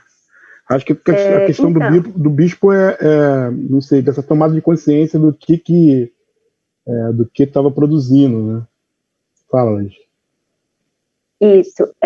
Quando você fala dessa preocupação em utilizar os materiais que foram descartados na comunidade, né, a possibilidade de você ressignificar aquele objeto, por exemplo, transformá-lo, né, dentro desse contexto da estética, eu lembro de um espetáculo que eu participei no CTO Rio, que se chamava O Fubá, e toda a cenografia que até então, naquele momento, eu não entendia essa potência que o Boal fala, né, dessa diferença da cenografia, e eu agradeço muito a você e ao Lico também, né, por trazer esse debate, porque é muito pouco questionado e é muito importante, né. E eu observei realmente essa urgência da gente tratar sobre essas questões, né, principalmente trazendo essa divergência que existe, né, para tratar desses materiais que até então não é tão visto por muitos artistas, né, como possibilidade. E eu digo isso porque foi construído na época um cenário todo com papelão, né, então tinha uma sala, tinha uma cozinha, um fogão, e o espetáculo, assim, super funcionou, né, só com aquele papelão. Então, essa imagem, ela, de fato, eu percebo que ela leva o espectador para outros lugares, né? Assim, Quando você falou do Vicky Muniz, eu tenho um trabalho com mulheres presidiárias, e o meu trabalho, logo quando eu cheguei no presídio, eu observei que existia muitos materiais que eles não eram reaproveitados, e aí eu logo pensei de que forma eu poderia transformar aquele lugar, não só na proposta de oficina, não só com o Teatro Fórum, não só com o Teatro Imagem, mas também com essa cenografia, com esse material que eu poderia reutilizar. Então, por isso que eu fiz esse questionamento sobre o Bispo do Rosário, porque ele me inspira muito, né? A mim também. Não, é sobre isso. Além de você também pode trabalhar outras questões com lixo, né? De entender um pouco a comunidade a partir do lixo que é descartado, de entender essa necessidade de você reciclar, porque o planeta está sendo poluído. Então, você consegue aprofundar várias temáticas a partir do lixo limpo, né? Consegue entender essa sociedade. Lá em Guiné-Bissau, quando a gente faz o exercício chamado Ser Humano no Lixo, que é a estética do primeiro. E lá em Bissau, quando a gente foi, a gente costumava fazer assim, então beleza, agora é o momento da oficina que vocês vão trazer 5 objetos do lixo limpo. Então, vocês podem ir lá fora e pegar para trazer para a oficina. E aí, em volta eles só com galho, com folha de árvore. A gente falou, gente, mas o que vocês entenderam? Não era para trazer lixo? Aí ele falou, não, Caixote, que aqui nada é jogado fora. Tudo a gente aproveita para usar dentro de casa. Então era completamente diferente a relação do lixo aqui do Brasil, que descarta, às vezes, móveis inteiros, coisas que podem ser reaproveitadas até na própria casa, pedaços de madeiras gigantes, e lá não conseguia. Então o ser humano no lixo lá ficou bastante orgânico, assim, de material natural, né? Foi bem interessante. Dariel?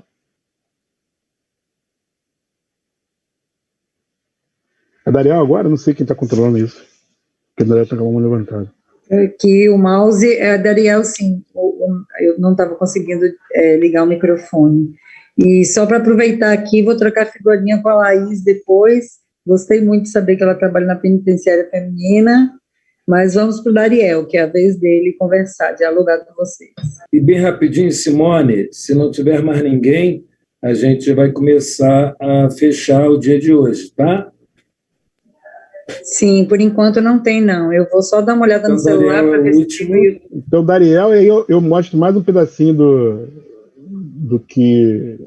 dos e-mails, que tem uma parte que fala sobre o espaço dramático que o William queria saber.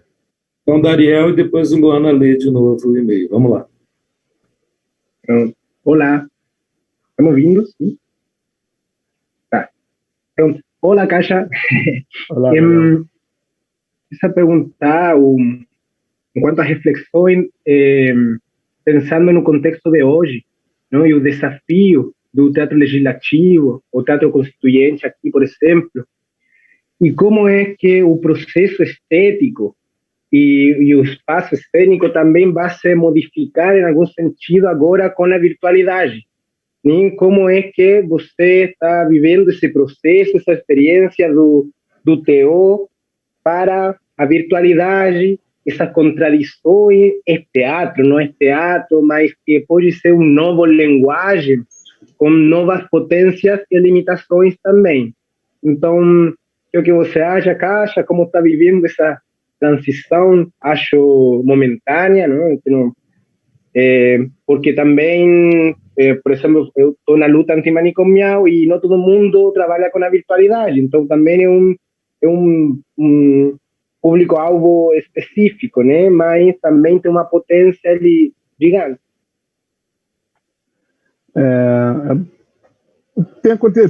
Tem feito, né? Já fizemos com o Lico.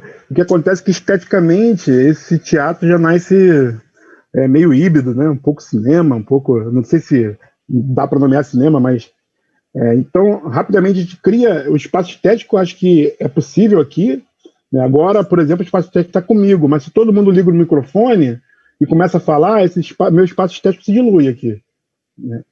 Então a gente tem feito um pouco No teatro a gente faz o quê? Bota a luz, cria um cenário, aqui a gente desliga a câmera, deixa só, bota no view só para uma pessoa aparecer. Então a gente vai criando soluções para que esse espaço estético fique mais potente, para que depois a gente possa escolher para onde olhar, editar, né? E para poder chegar no que a gente quer. Agora, tem aquela questão da crítica, né? A TV, né? A partir do momento que eu dirijo a cena, né? Que alguém dirige a cena, isso te fecha a possibilidade de olhar para outras coisas. Eu tenho a plena certeza, se a gente filmar aqui imagens de cada um e falar assim, agora cada um edita um filme, vão sair filmes completamente diferentes. Né? Porque você tem a possibilidade da edição, de você impor seu ritmo, a partir daí, a partir de depois você criar sonoridades em cima das imagens, te dá um outro campo de trabalho que é completamente diferente do campo do teatro, né? Que também tem uma ideia de edição. Então, quando o diretor ou o cenógrafo escolhe um espaço cênico, aquilo é uma edição de uma parte. Né? Porque escolheu o quarto de Julieta daquela cor, ou aquela parte do quarto de Julieta. Será que só tinha aquele tamanho? Por que você está me mandando olhar para aqui? Então é um pouco isso, né? Quando eu crio espaço cênico, eu falo, olha para cá. Mas naquele mundo tem uma possibilidade, isso que permite você refazer Romeu e Julieta de diversas formas diferentes, de cenários diferentes, o tempo todo, de espaços diferentes, espaços estéticos também diferentes para cada ator e atriz que fazem. Né? Acho que é um pouco nesse lugar.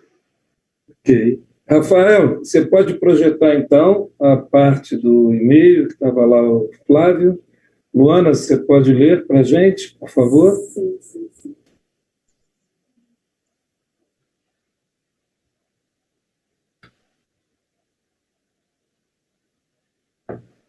Flávio, é importante que as pessoas estejam animadas, porque essa é a animação que induz a multiplicação.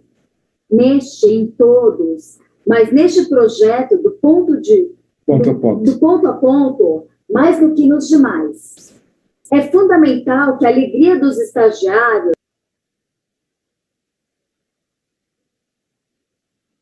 Desculpa. É fundamental que a alegria dos estagiários seja tanta que os anime a multiplicar. Pontos de cultura são vitais para a difusão do teatro do oprimido no Brasil. É vital também que funcione bem em uma cidade pequena e distante como Guaxupé. Teatro do oprimido não é atividade apenas metropolitana. Augusto Boal. Queridos... Aí embaixo, ele vai respondendo em caixa alta para o Flávio. Queridos, a oficina está de vento em popa. Muito boa. As imagens sendo criadas e arrebentando. O Cecel Trajano, que já trabalha com Teatro do Oprimido em Campinas, vai filmar com sua câmera, mas a qualidade será mais ou menos. Ele entregando geral, né? Protocolo. Mais acima. Ok. Protocolo Teatro do Oprimido de ponto a ponto. Curso 1, Minas Gerais e São Paulo, Guaxupé. 22/4/2007. A técnica, a imagem das coisas em 3 tempos. Essa técnica se chama uma história em 3 imagens, se é a mesma que fizemos no laboratório de meses atrás. Este é o nome que mais exatamente dá conta da própria técnica.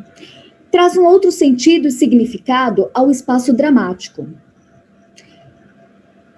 Sendo, como é, um espaço dramático e não um espaço para o drama, como é o espaço cênico, neste algo deve estar faltando a presença humana, enquanto que o primeiro se basta a si mesmo.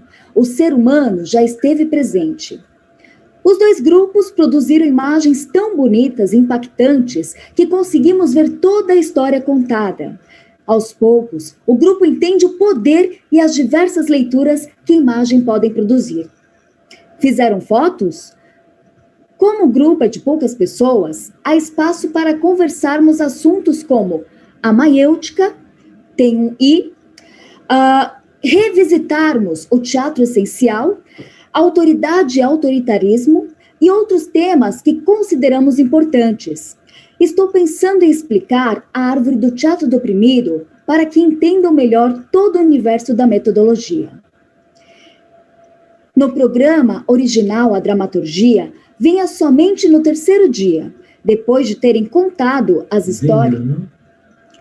No programa original, a dramaturgia vinha somente no terceiro dia, depois de terem contado as histórias e montado as imagens. Achei muito tarde e decidi explicá-la no primeiro dia, na parte da tarde, antes de contarem histórias. Dessa forma, ao produzirem a imagem das coisas em 3 tempos, a imagem das coisas, como eu disse antes, se refere ao espaço cênico, vestimenta do espaço estético dentro do espaço físico e eu insisto na denominação porque ela é importante e tem conteúdo, não é batizado a esmo. Já pensaram dentro da estrutura dramatúrgica do Teatro Fórum e facilitou o entendimento. Propus que um deles reexplique amanhã. Troquei o exercício que iniciava o dia de hoje. Seria Janacabana, mas acho que este deve ser aplicado no momento-chave da oficina. Desce um pouco. Quando o grupo está estressado ou cansado, para alegrar ou descontrair. Por isso apliquei 5 gestos, deixando o outro mais próximo da apresentação ou numa volta do almoço. Ainda sobre o exercício, estou pensando em aplicar o jogo 2 Revelações de Santa Teresa, versão do Centro do Teatro do Oprimido, onde apresentamos diversos personagens como aluno, professor, casal, médico, paciente, para que tenha uma forma mais simples de iniciar uma discussão sobre os papéis sociais que assumimos. Já fiz a versão original, mas acho que pode ser uma carta nas mangas para a multiplicação. Na máquina de ritmos, sugeri a formação das máquinas, dos pontos de cultura e, por último, do Brasil. Ambos foram desconexas, sem harmonia, nervosas. Conversamos sobre o país estar desconexo. Não nos sentimos participantes das decisões. E isso talvez refletisse no projeto Ponto de Cultura. Podemos voltar a falar sobre isso mais tarde. Protocolo preenchido por Flávio Sanctum. Acho que é isso. Só até aí. Pode compartilhar. Então é um pouco isso, né? Sempre o trabalho era acompanhado com essa troca. Então, como estava em construção essa ideia da estética do oprimido, que eu vou falar para vocês no próximo encontro, sempre ficava nesse lugar de a gente aplica um programa e voltava para ele e ele falava sobre em cima. Então aí ele fala um pouco sobre, tu vê que ele é bem tinha um porquê, né? Ele questionava assim, pô, você trocou o nome do exercício, tem um porquê de ter esse nome, né? Foi pensado para dar conta do que foi pensado, né? Então não era só, ele brigava também nos e-mails, brigava feio e corrigia, viu que tá faltando um i aí na maiêutica. E aí ele fala sobre que o espaço cênico, né, está pro espaço para o drama, assim como o espaço dramático está para o espaço estético. Ele comenta um pouco sobre isso, né, que seria uma outra nomenclatura, mas querendo falar a mesma coisa, né? Se você parar para pensar, sei lá, uma instalação pode ser um espaço dramático, mas não é um espaço para o drama. Para a gente poder pensar um pouco sobre isso. E mais questões, gente? Então, basicamente que eu vim trazer para vocês hoje, né, para a gente pensar. E o próprio, acho que é importante falar que a própria ideia do teatro legislativo, ela era estetizada. Então, eu não peguei essa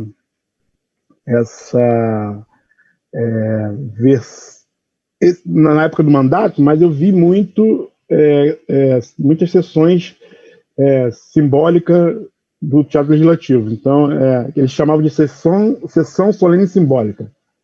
Então, a gente criava o espaço cênico, tinha toda uma dramaticidade e tinha o espaço estético. Então, a gente criou cadeiras, e eu tenho foto delas, eu vou mostrar no próximo encontro, que tinha um ritual que se iniciava, né? Então, está aberta a sessão solene simbólica. Tinha uma dramatização, e as pessoas entravam com as cadeiras, instalavam as cadeiras em cena, convidavam a célula metabolizadora para compor a cadeira.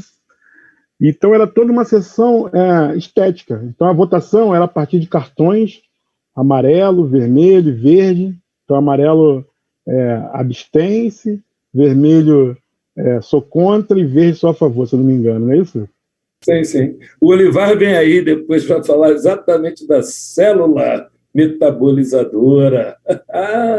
Então, as próprias sessões eram teatrais. Né? Eram teatrais em potência de imagem, espaço cênico e espaço estético, né? Para dar conta de provocar no espectador a participação, essa participação do público. Né? E eu vou mostrar a imagem no próximo encontro para vocês. Deixar um pouquinho de curiosidade para a galera vir no próximo encontro? Ô, Caixa, deixa eu perguntar uma coisa para você, assim, que vocês, por exemplo, no sentido político, assim, não que esteja atrelado diretamente com uma estética, mas ao mesmo tempo, nesse mundo virtual, por exemplo, a Damares, ela solta uma frase e todo o foco passa para ela, e isso nos acaba, enfim,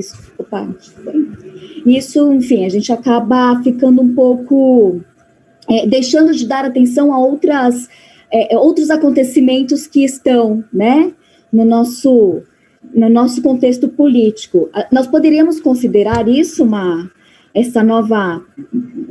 novo espaço estético desse mundo virtual? O que vocês... Eu devolvo a pergunta, o que vocês acham? Ser maiôtico agora. O que vocês acham sobre isso?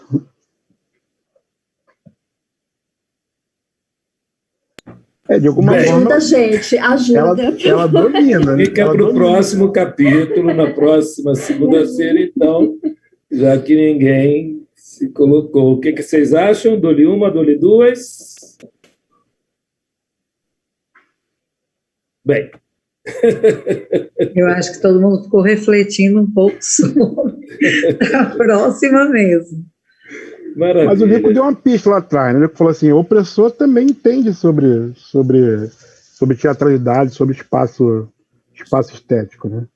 Não é porque ele é opressor que ele não possa dominar essas ferramentas de recepção, E mais ainda, Caixa, já que você toca no assunto, né? O primeiro livro do Augusto Boal é um estudo profundo de como se utiliza o teatro, a imagem, o som e a palavra pela classe dominante, pela aristocracia grega, né? E todo esse esforço que Boal faz, que a equipe faz, desenvolvendo o sistema do teatro oprimido, a estética do oprimido, é uma tentativa de reapropriação do teatro, né? Reapropriação do meio de produção, porque é uma disputa hoje, né? Quando Luana coloca essa questão aí da imagem e do espaço virtual estético, a polis, né, virtual, há uma grande disputa, tem gente dominando, tem gente ganhando e produzindo, né? E tem uma briga pelo menor tempo. O e-mail era longo, aí veio depois o Facebook, aí depois o Instagram, e agora são 30 segundos no TikTok. 30 segundos, 15 segundos no TikTok e parece que é hoje a plataforma mais utilizada. Então, esse estudo que nós estamos fazendo aqui, o Boal fez muito antes, né, desde 1955, 56, quando ele estuda dramaturgia lá na Columbia University e lá no Actor Studio, quando ele estuda profundamente Stanislavski, Bertolt Brecht e todos os outros autores, Piscator, né, O'Neill, Piscator, tudo dramaturgos, para entender como é que funciona, né, essa comunicação entre seres humanos, né, essa invenção do ser humano que está, né, infelizmente, ainda nas mãos do poder. Então, quando a gente brinca ou fala mal ou não, né, das mídias, é muito maior esse poder. As faculdades de publicidade trabalham basicamente com isto, né, construindo, projetando desejos dentro de nossos cérebros, e a gente acaba, né, realizando isto.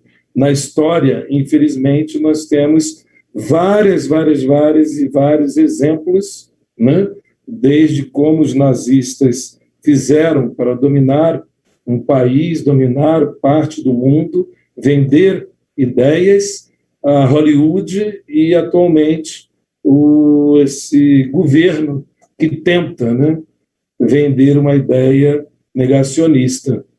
Então, sim, né, acho que o caminho que Luana traz aí é importante, e é isso que a gente está fazendo aqui, disputando a imagem, a palavra e o som, disputando esse espaço estético onde o observador, o espectador está sendo levado, e eu quero agradecer muito mesmo a vocês que toda segunda estão aqui conosco, né, resistindo, procurando, tenho certeza que multiplicando, nos proporcionando um espaço estético. E nos proporcionando um espaço estético, é isso aí, né? E o parceiro Cachalote, a gente tem feito algumas coisas, em especial no Teatro Negro. A gente vai oferecer mais uma oficina, agosto, setembro, não sei, depois a gente explica mais aqui. E lembrando que o Gesto, né, começou, já abriu as inscrições para as jornadas internacionais de teatro do oprimido e universidade. E, por fim, né, os grupos estão aí pré-organizados, fiquem tranquilos, vai dar tudo certo, e lá, nos últimos dias, a gente quer vocês lendo, dramatizando, estetizando as ideias, as histórias de Augusto Boal, que ele coloca nesse livro. Lembrando que a gente está trabalhando direto o conteúdo do teatro legislativo no sentido do sistema, né, que foi operado, da técnica que foi operada, mas as histórias, elas são fundamentais, elas completam, né, todo o pensamento. Ele não colocaria à toa as histórias no livro. Então, Boal, é isso, diga. Não, e o Boal, ele já, né, muito antes de essa invasão, né, pelo Instagram, pelo WhatsApp, ele já sabia, de alguma forma, que isso ia acontecer. Então, a ideia da estética do oprimido não é só para que os participantes possam criar a imagem da cena. É muito além do que isso. É você conseguir se alfabetizar esteticamente e poder justamente ler o que não está sendo dito, ou está sendo dito de forma subliminar desses meios dominantes, do discurso da Damares, do discurso do Bozo, do discurso desses políticos. Então, Boal costumava falar, nós estamos na Terceira Guerra Mundial. E a Terceira Guerra Mundial não se dá mais apenas por armas, se dá por invasão do cérebro a partir de mensagens subliminares. Então, você está pronto com as suas armas estéticas, ou seja, a palavra, a imagem, o som, vai te ajudar a não ser invadido ou se proteger um pouco contra não será presa fácil. Essa dominação estética. Eu queria só dar um exemplo. É claro que às vezes eu vou lá e compro batom, mas compre batom. Falando sobre teatro legislativo, enfim, eu queria só dar um exemplo. Outro dia, estava tendo um debate promovido, inclusive, pela Sâmia Bonfim, enfim, com alguns deputados sobre a questão da escola como atividade essencial. E o que é interessante, que no espaço estético deles, não tinha um professor que vivencia uma escola no dia a dia. Então, assim, eram profissionais, enfim, de várias áreas, só que não tinha o professor. Botaram você. Tá, peraí. Eu falei assim, bom, então eu vou trazer o espaço estético daqui. Eu lembrei da cena do que o Boal fala, né, quando começou a discussão na Câmara, enfim, começou a ter o deslocamento do espaço estético, né, então eu penso que a internet, ela está sendo um pouco isso, né, dessa coisa da gente se comunicar e colocar nosso posicionamento e trazer, eu acho que esse espaço, acho que talvez a gente tenha essa percepção, né, qual da leitura do que está acontecendo e como trazer esse espaço estético para o que você está querendo dizer, né, então eu acho que talvez ela é uma ferramenta potente quando a gente tem uma compreensão, né, dessas dinâmicas, né, de quem está com a palavra, quem está dominando a palavra e a imagem. É só uma reflexão, gente, sobre o nosso dia de hoje. Só agradeço, gente, aí. Isso aí, Cássio, palavras finais. Agradeço a todas as pessoas por essa tarde um pouquinho fria aqui no Rio de Janeiro, mas em Carioca faz 25 e já está com frio, né? Bota, já coloca uma bota. Aproveitar para usar o cachecol, essas coisas. Gente, agradeço, gente. Obrigado, Caixa. Valeu, galera. Semana que vem a gente continua falando sobre. Isso. Ivan. Tchau, gente. Obrigada. Valeu, Caixa. Maravilha de aula, gente. Maravilha também a participação dos colegas. Uma delícia. Muito obrigada. Beijo. Valeu, Caixa. Tá valendo.